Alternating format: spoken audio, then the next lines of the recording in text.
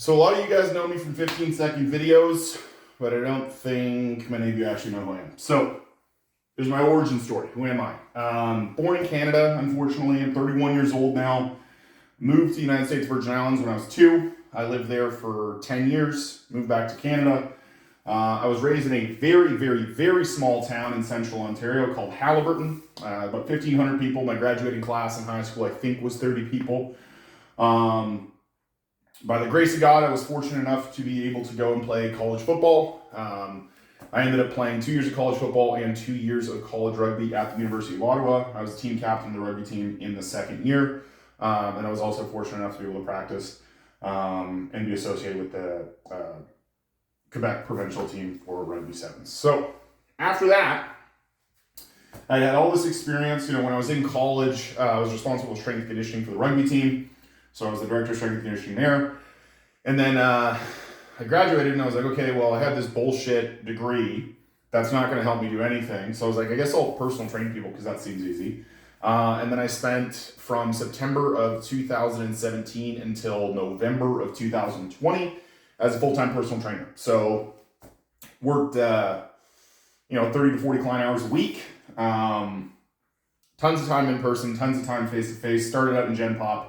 And then I was grateful enough to be able to start coaching trainers as opposed to just clients. And then I joined the Good Life Education Department, and then I was responsible for coaching the trainers on how to teach people how to squat, bench press, and deadlift.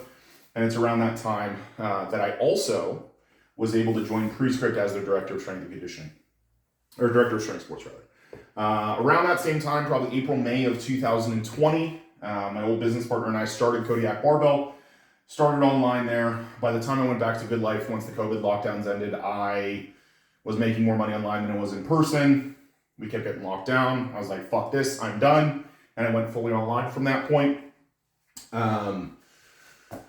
February 2021, I meet my loving wife, Jem Gauguin, who is the light of my life, the best person I've ever met in my entire life, and the person I love more than anyone. We started dating. Year or so into it, and I was like, fuck this, let's get married. We got married, and I was like, fuck this, let's move to America. She was like, all right, let's do it. So we decided on Florida. My brother lived here in Jacksonville at the time, so we moved down to be closer to family. And then they ended up moving to Missouri, and we're still here. But we love it. And Florida's the best place in the world. I absolutely love it. It's my favorite.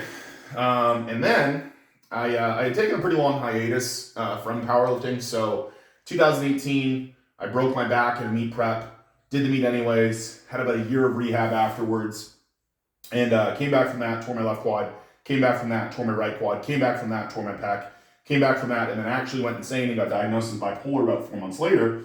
And so I had taken all this time off competing. I did one meet after I got diagnosed where I was like 230 pounds. I think I totaled like high 17s in sleeves, went 4 for 9, not a good meet. When we moved to Florida, I was like, I want to give it an honest whack. And I started prepping again, started training again. And 5 years almost, or 5.5 years later, I ended up hitting a 5-pound total PR at 1,862 pounds in sleeves. It was a 705 squat, 435 bench, and a 722 deadlift. Went 9 for 9. And then came off of that meet, super pumped, had an amazing off season.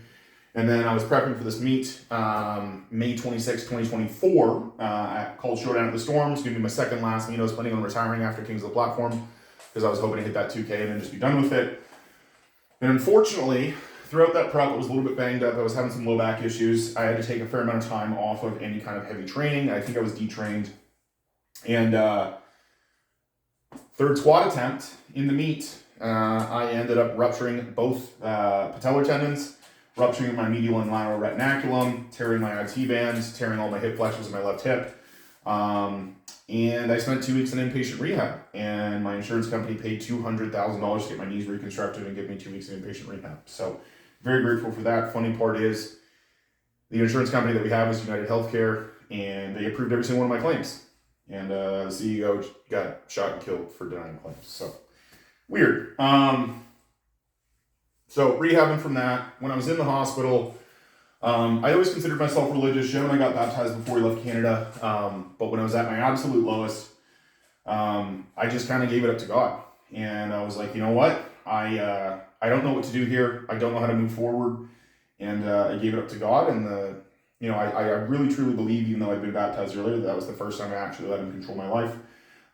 Because leading up to that meet, I'd been given warnings by him that things weren't going to go well, right? For 2 weeks leading to the meet, I didn't have anxiety. I had dread. I knew that something bad was going to happen. And I told Jem the day before, which was on her birthday, unfortunately. I was like, hey, you know what? Like, I think I'm going to get seriously hurt tomorrow. Something's going to happen to my knees, or I'm going to tear a tricep. And she's like, no, it's being anxiety. You're fine.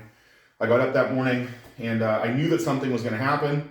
And I was like, you know what? God's got me. Whatever's planned for me is going to be okay, and I'm going to get through it. And I did.